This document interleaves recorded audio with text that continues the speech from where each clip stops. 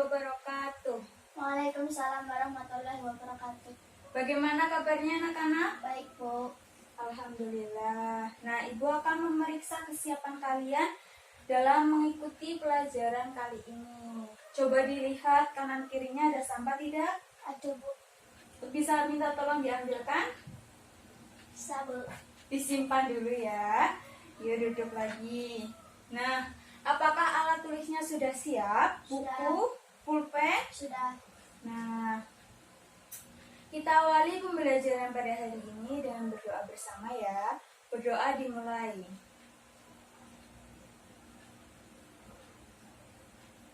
Doa selesai. Apakah ada yang tidak hadir hari ini? Nihil. Nihil. Alhamdulillah. Nah, pada pertemuan minggu lalu kalian sudah belajar apa? Konsep manajemen. Konsep manajemen. Di konsep manajemen kalian belajar apa saja sih? Ada apa saja? Pengertian manajemen. Pengertian, lalu Fungsi-fungsi manajemen. fungsi, Unsur-unsur manajemen. unsur, Bidang-bidang manajemen. bidang-bidang manajemen. Sudah? Sudah. Nah, hari ini kita akan belajar tentang koperasi. Barisma bisa minta tolong dihapuskan?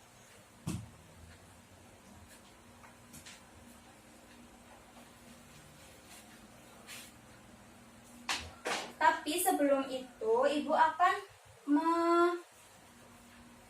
mengetahui tentang pemahaman kalian tentang koperasi sih sejauh mana. Apakah sudah paham betul, apakah masih kurang atau bagaimana ya? Silahkan dikerjakan, waktunya 5 menit ya.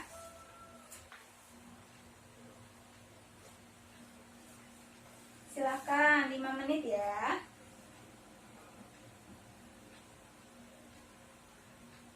Tidak boleh contek-contekan, harus mengerjakan sendiri.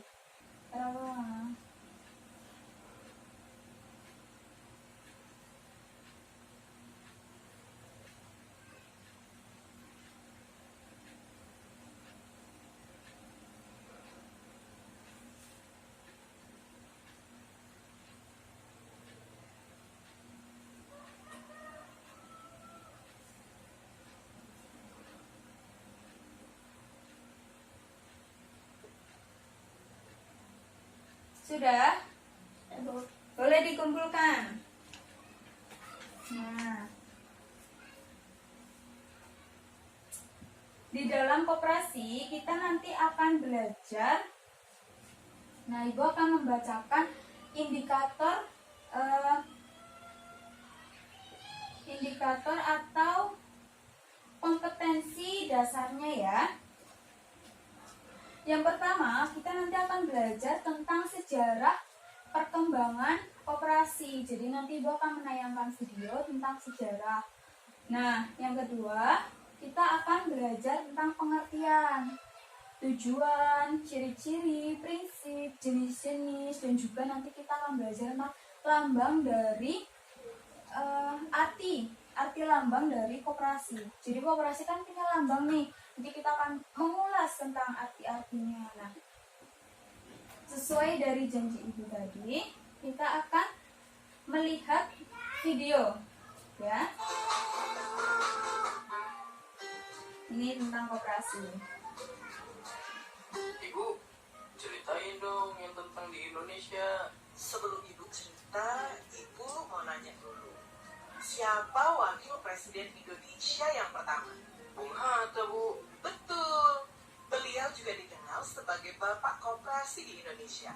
Tapi, koperasi diperkenalkan di Indonesia jauh sebelum itu, yaitu pada tahun 1886 oleh Pati Raden Arya Wirya Atmaja. Di masa itu, beliau ingin menolong rakyat dari hisapan lintah darat melalui koperasi. Dengan bantuan asisten Residen Purwokerto, mendirikan Hope and Spark Bank yang saat ini adalah BRI, Bank Rakyat Indonesia. Kalian boleh Pada sambil 7 menulis April tahun mengenai 1980, isi dari pemerintah Belanda video mengeluarkan Koperasi tersebut. Besluit nomor 431 yang menyebabkan rakyat tidak bisa mendirikan koperasi. Karena 1. Mendirikan koperasi harus mendapat izin dari Gubernur Jenderal. 2. akta dibuat dengan perantaraan notaris dan dalam bahasa Belanda. 3. Ongkos materai sebesar 50 gulden. 4. Hak tanah harus menurut hukum Eropa. 5. Harus diumumkan di Java Sekuran yang biayanya juga tinggi. Pada tahun 1927, pemerintah Indonesia mengeluarkan peraturan nomor 91 yang lebih ringan dari peraturan pemerintah Belanda. Isinya yaitu, Nah, ini peraturan 1. koperasi nih. Tidak perlu notaris, cukup didaftarkan pada penasehat urusan kredit rakyat dan koperasi, serta dapat ditulis dalam bahasa daerah. 2. Ongkos materai 3 gulden. 3. Hak tanah dapat menurut hukum adat. 4. Berlaku untuk orang Indonesia asli yang mempunyai hak badan hukum secara adat. Pada masa penjajahan Jepang, koperasi mengalami nasib yang ternyata jauh lebih buruk. Kantor pusat jawatan koperasi diganti oleh pemerintah Jepang menjadi Shomin Kumiai Chou Jomusho, dan kantor daerah diganti menjadi Shomin Kumiai Saudangyo. Dengan kata lain, dalam masa penjajahan Jepang, koperasi Indonesia dapat dikatakan mati. Pada tahun 1947, pemerintah Indonesia mengadakan Kongres Koperasi yang pertama di Tasikmalaya, Jawa Barat. Kongres ini menghasilkan beberapa keputusan penting, yaitu 1. Mendirikan Sentral Organisasi Koperasi Rakyat Indonesia (SOKRI). 2. Menetapkan gotong royong sebagai asas koperasi. 3. Menetapkan pada tanggal 12 Juli sebagai Hari Koperasi. Kemudian lahir juga Kongres yang kedua di Bandung pada tanggal 12 Juli 1953. Hasilnya adalah 1. Mengganti SOKRI, yaitu Dewan Koperasi Indonesia (DKOPIN). 2. Sebagai salah satu mata pelajaran di sekolah. 3. Mengangkat Muhammad Hatta sebagai Bapak Koperasi Indonesia. 4. Segera akan dibuat undang-undang koperasi yang baru. Wih, panjang juga ya ceritanya. Sampai saat ini gimana, Bu? Saat ini sudah ada sekitar 152.000 lebih koperasi yang dikategorikan aktif. Dan setelah lebih dari 70 tahun, kehadiran gerakan koperasi mewujudkan koperasi sebagai pilar ekonomi bangsa masih menghadapi banyak tantangan, sehingga perlu kerja keras untuk memajukan koperasi di Indonesia. Nah, ini akan menjadi tugasmu di masa depan. Nah, baik. Tadi mengenai sejarah, ada yang ingin ditanyakan? Tidak. Tidak. Jadi koperasi ini berdiri awal pada tahun berapa? 1886. Nah, oleh Fatih Wirya Atmaja. Nah, Bapak Koperasi Indonesia siapa? Bung Hatta. Bung Hatta. Jadi koperasi ini sudah ada sebelum Indonesia merdeka. Indonesia merdeka tahun berapa? 1900. 1945. Nah,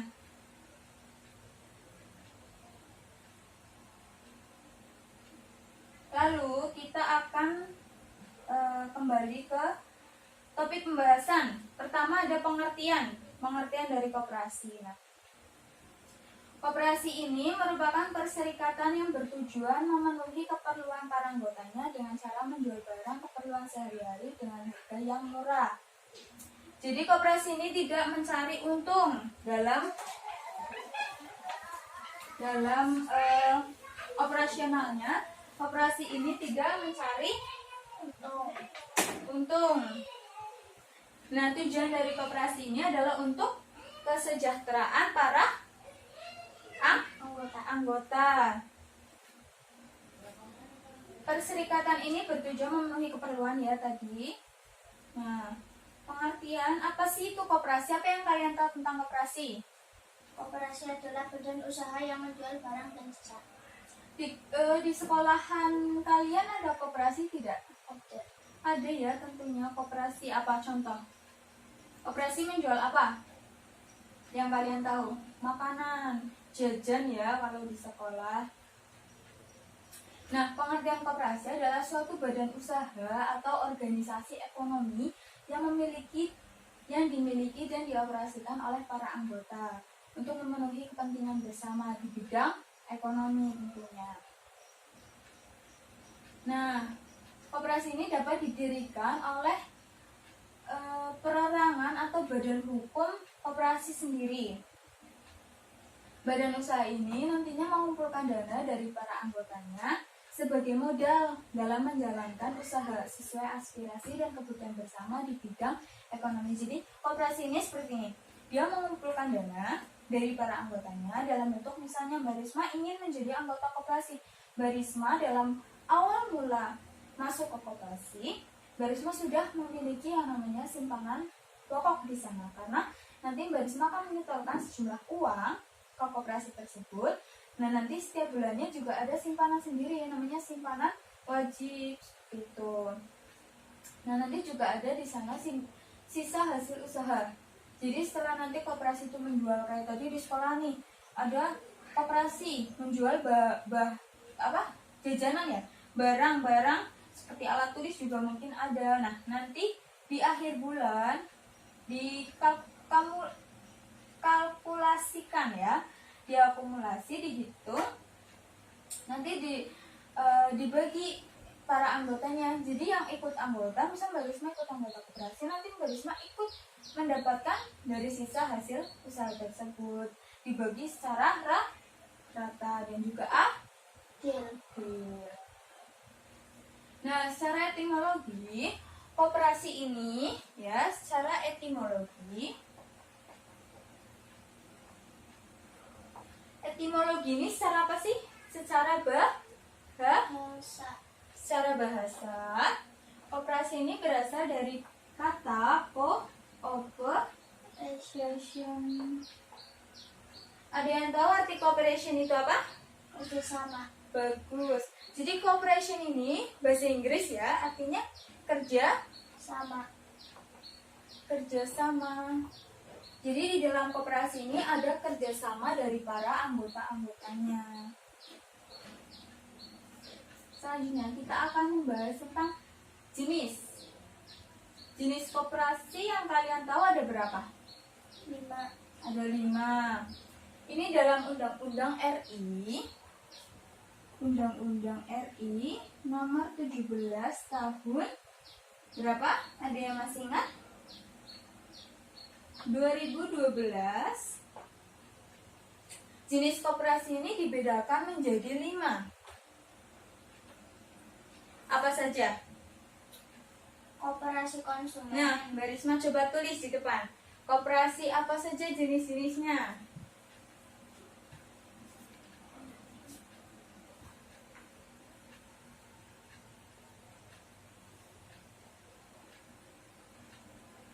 Jenis-jenis koperasi itu ada 5. Apa saja sih? Koperasi konsumen, bawahnya. Yang kedua,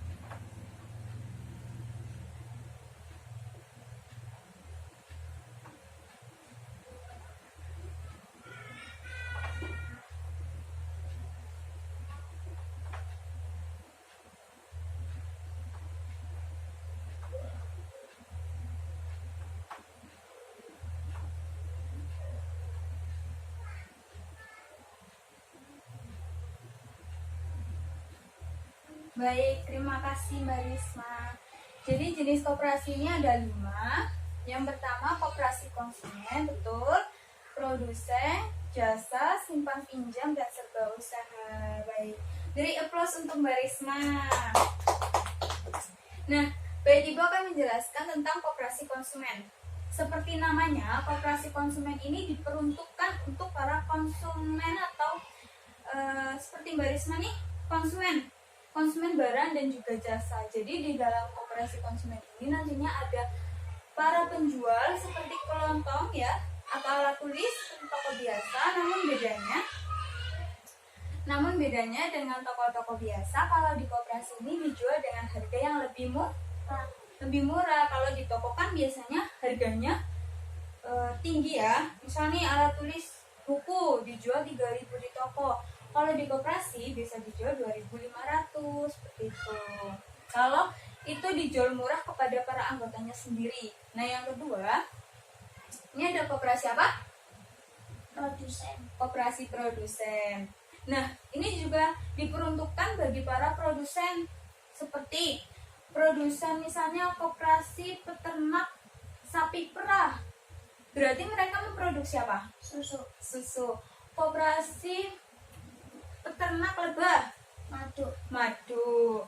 Nah, dan lain sebagainya ya. Yang ketiga ada koperasi jasa.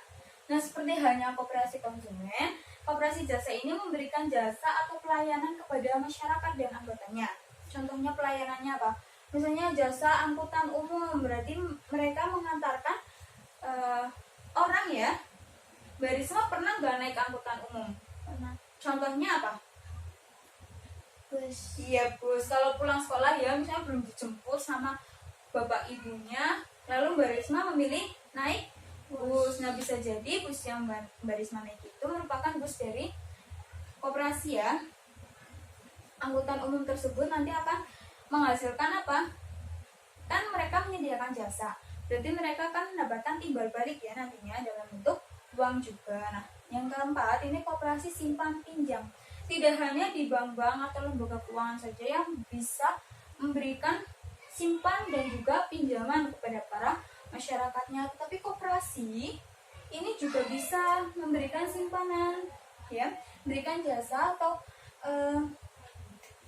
kesempatan kepada masyarakat dan juga anggotanya untuk menyimpan dana mereka dan juga meminjamkan. Misal Mbak Risma menjadi anggota koperasi, lalu Mbak Risma membutuhkan dana yang sangat mendesak ya, Mbak Risma bisa minjam ke koperasi.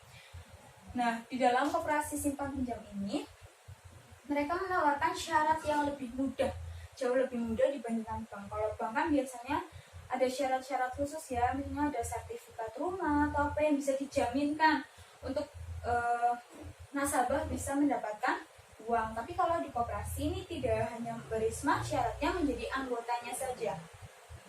Nah, simpan pinjam. Nah, biasanya simpan pinjam ini diperuntukkan untuk jangka waktu yang pendek. Jangka waktu pendek itu berapa sih? Kurang dari 1 tahun. Nah, jadi kalau Mbak Risma minjam ke koperasi, misalnya 500.000, berarti Mbak Risma dalam jangka waktu 1 tahun, kurang dari 1 tahun, harus bisa mengembalikan kepada koperasi, tidak boleh lebih.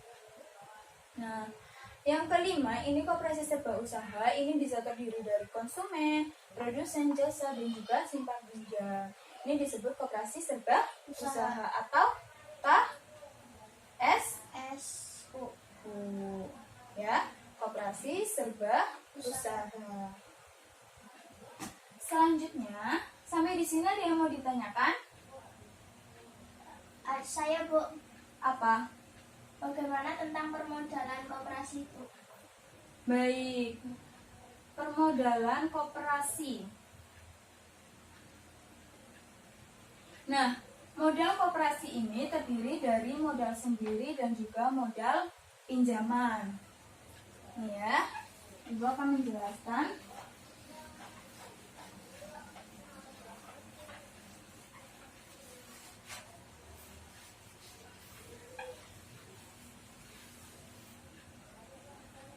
Modal koperasi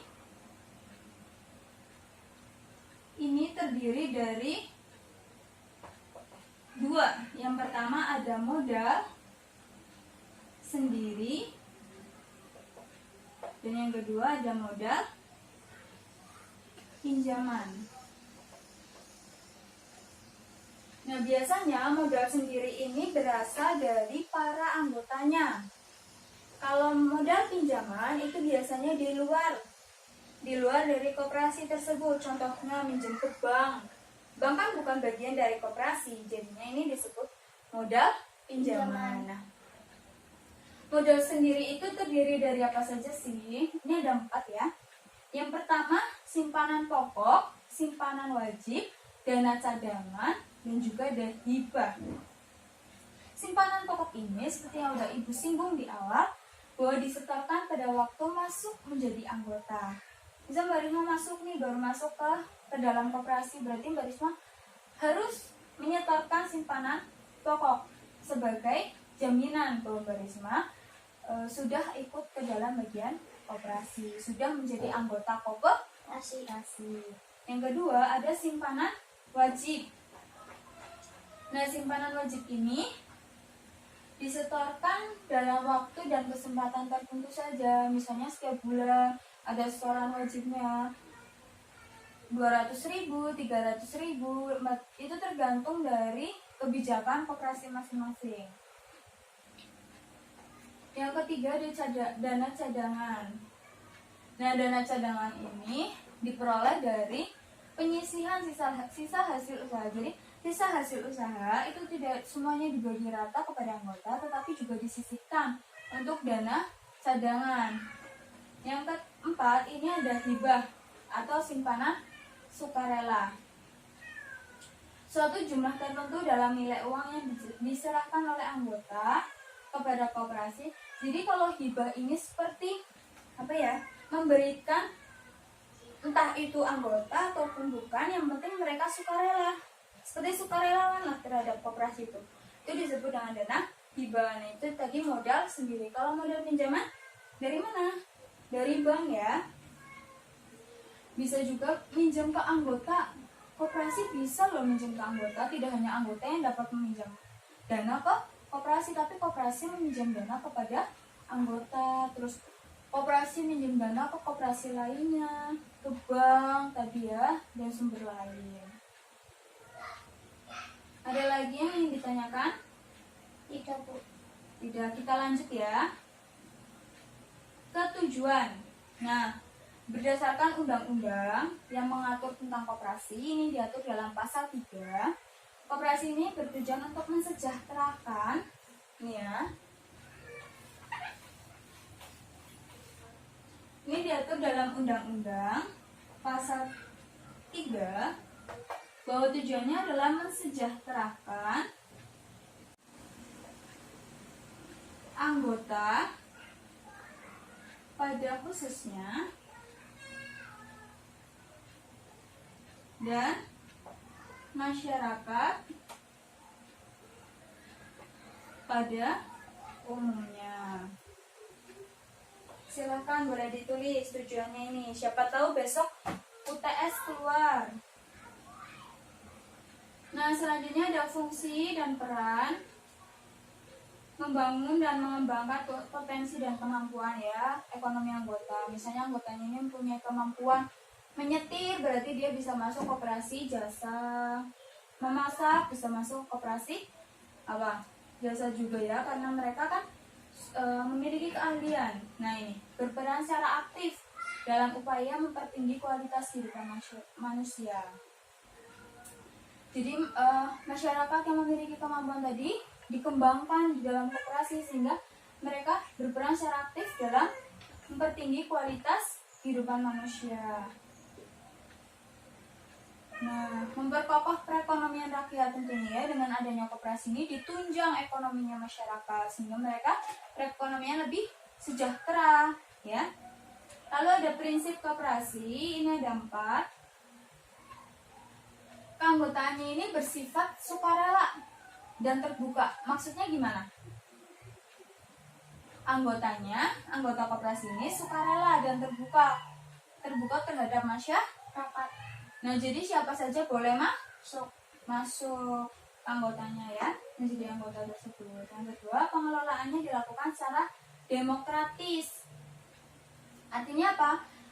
Tidak ada rahasia di dalamnya. Maksudnya secara anggota ya, mereka saling terbuka, saling demokratis. Dalam memutuskan keputusan juga dilakukan secara demokratis ya, tidak ada yang merasa tidak adil, harus adil semuanya.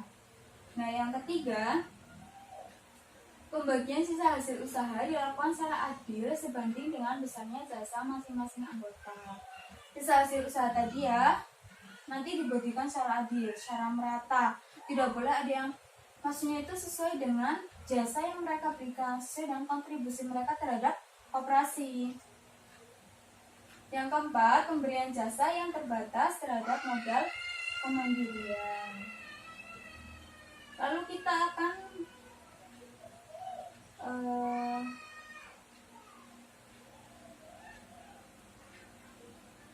arti lambang koperasi. Nah, lambang koperasi ini ada berapa sih? Kalian bisa lihat ya di buku kalian masing-masing. Lambangnya itu ada 6 lambang koperasi. Yang pertama, ini ada lambang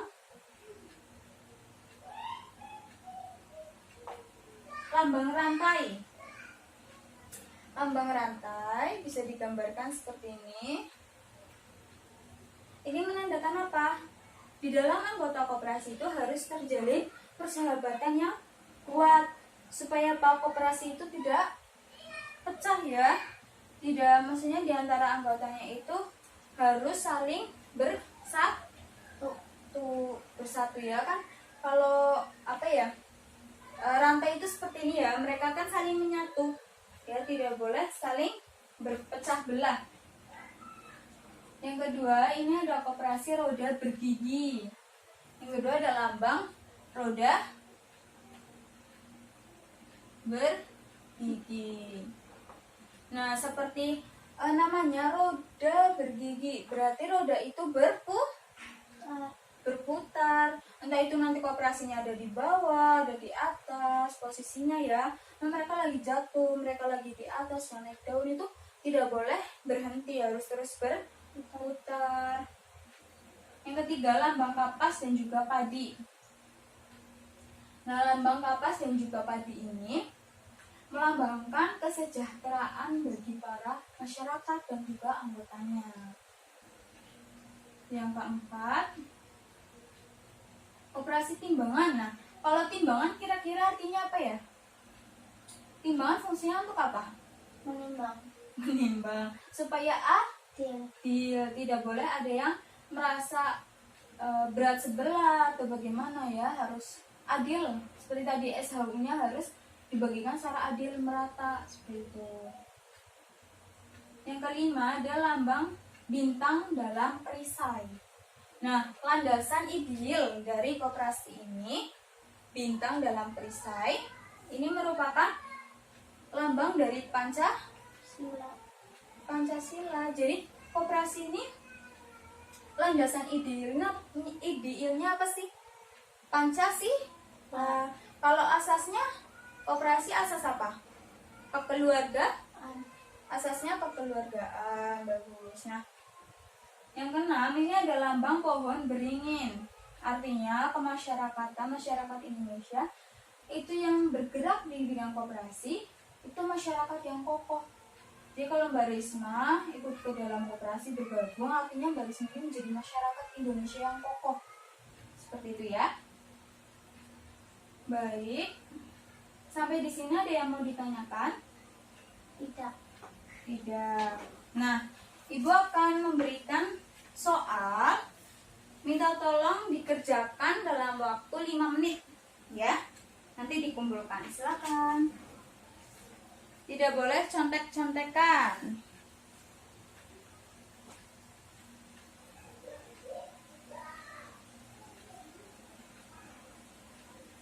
Sudah? Nah, bagus. Terima kasih. Tadi kita sudah belajar tentang apa saja? Pengertian. Lalu ada apa? Fungsi, tujuan, jenis-jenis. Ya. Terus ada apa lagi? Lambang-lambang, ada peran koperasi juga. Nah, Mbak Risma dan semuanya, tolong kerjakan ya LKS halaman 24 pertemuan besok dikumpulkan ya. Nah, baik. Mungkin itu saja yang dapat saya sampaikan, kurang lebihnya mohon maaf. Assalamualaikum warahmatullahi wabarakatuh. Waalaikumsalam warahmatullahi wabarakatuh.